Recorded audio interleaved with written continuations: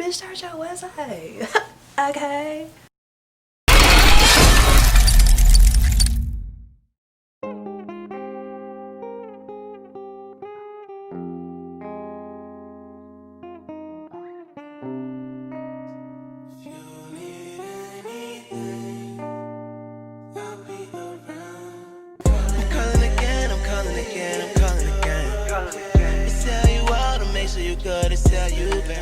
It's looking like it's this one.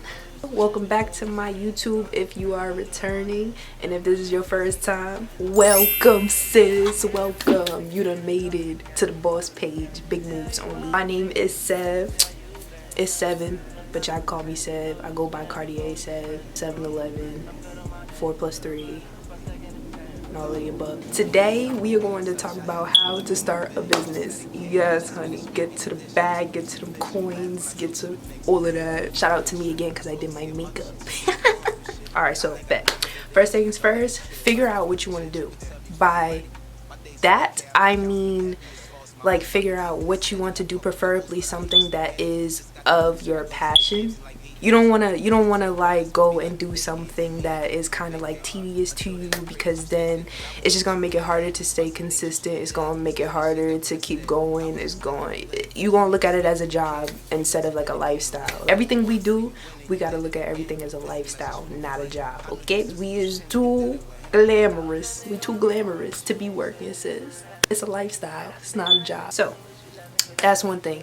Figure out what you want to do. Make sure it's something in your passion. So if you enjoy doing hair, I would say start a hair business. If you enjoy arts and crafts and stuff, start an artsy crafty business, something where you, I don't know, make jewelry or something. If you sing or you love music, start an engineering business. You could start as engineering until you know your little music career kick off, or do whatever it is that you have the passion to do, whatever it is.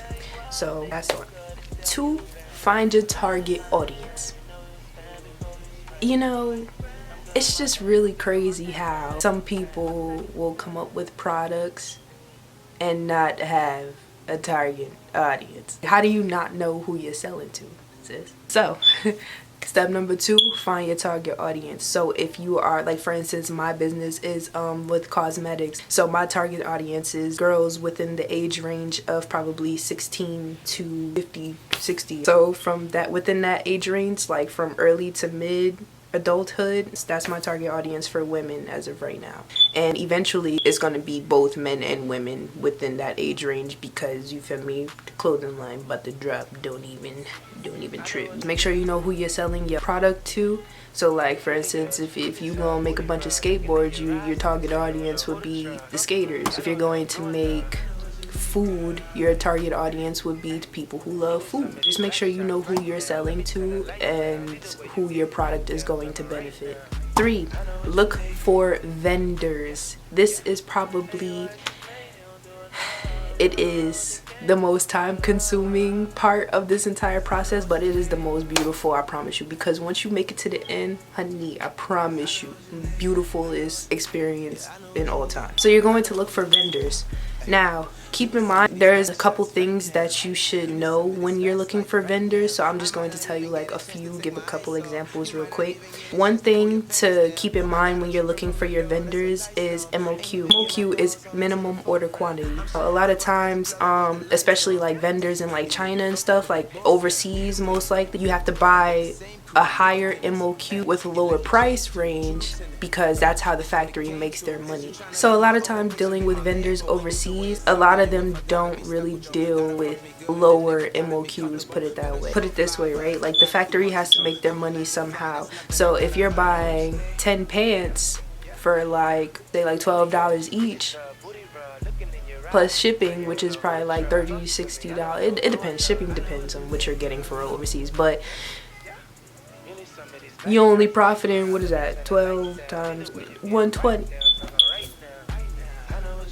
Okay, $120 is not a lot of money for factories overseas. So a lot of times like they'll set MOQs to where you'll have to order a minimum of like 100 items, 50 items and stuff like that, so that they'll be able to make their profit off of the things that you're getting. And also a lot of the times, the higher you go in the MOQ, the lower the price drops. So like for instance, there are some companies that will deal with you that like 10 to 20 items, 30 items and stuff like that, but those are usually the times where you'll be paying a little bit more for your products. I mean, it's still cheaper overseas than in the US, but that's when you'll be paying a little more for your product because you're getting less. So if you were to get more of the product, like buying in bulk, then that is when the price will start to drop. You might want to ask them how long do they take to produce anything that you're trying to get made. So for instance, if you have a website and on your website it says 2 to 3 weeks that it gets to the customer, you want to make sure that that, including the processing time, is included. You don't want to deal with a manufacturer that's taking like 4, 5, 6 weeks to send your stuff out, because then by then your customer is waiting that time and then some. So, and that's not a good look. That's not professional, baby. Not professional. It's very important that you ask them how long they take to make things. I would recommend that you deal with manufacturers, depending on what product you're making, to deal with manufacturers that have processing times of about like 3 to 5 days, and it takes like 7 to 10 days to actually get to you. I would recommend those kind of manufacturers, but you know, what do I know? When you are looking for vendors and you finally find a vendor, y'all have this agreement between each other, whatever, those set prices, like if you're paying these certain prices, those are your set prices, and then your retail prices are based off of your wholesale prices. So if somebody comes to you complaining about your prices, saying, I don't know, whatever you have is too cheap, is too expensive, is too this, is too that, sis, you tell them, go to so-and-so company and buy so-and-so product from them, because my prices are set at this price for a reason, because whatever you're paying for your products, you have to make a profit off of it. And I'm not talking about it has to be a certain % profit. I would recommend 50% profit at least for your products. If you buy a bag for $5 somewhere else, you gotta sell it for at least 10. You gotta sell it for at least 10. At least make your double, and if you want to add on after that, then you do that. You feel me? But you can't get your bags for $5 and then sell them for $7 because somebody else complained. You're not gonna make your money back. And messing with them, whose business is it? You the boss. Okay, you call the shots. So if they have any issues, tell them to go to so-and-so's company. So once you have your prices, those prices are set. Leave your prices alone. Do not touch your prices. You came up with them for a reason. Another little bonus question that I like to ask, I don't know about anybody else, but I like to ask, what shipping handler do they use? Okay, because as y'all can see right now, USPS is pissing me off. And also, you want to ask that question because it falls back into how long does things like take to ship and stuff like that. So for instance, let's say that they did their part, right? I know we all as entrepreneurs having this issue right now. Let's say your manufacturer did their part, whatever, right? And they shipped out your package, right? Now it's in FedEx or USPS hands or whatever. You get me? You know, y'all know where I'm going with this. Now it's in their hands, right?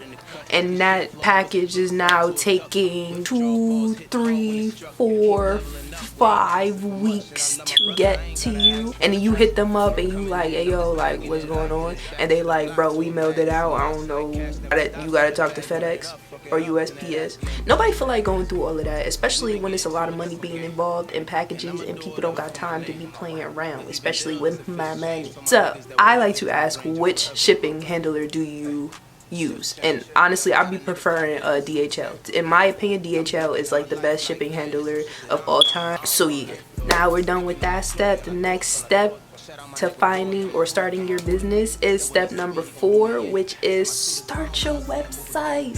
Now that you done talked to your vendors, you done found one, you done asked them questions, you done got your target audience, you know what you about to sell, you done got the product, bitch, start your website. Okay. Also, I'm gonna just squeeze in logo too. Get a logo made if you can. But yeah, start your website. That's where you gotta take product pictures, and then you gotta put the stuff on the website, make it a little cute and stuff like that. And then that's when people start buying and stuff like that. And then once people start buying, you know what you gonna do after that?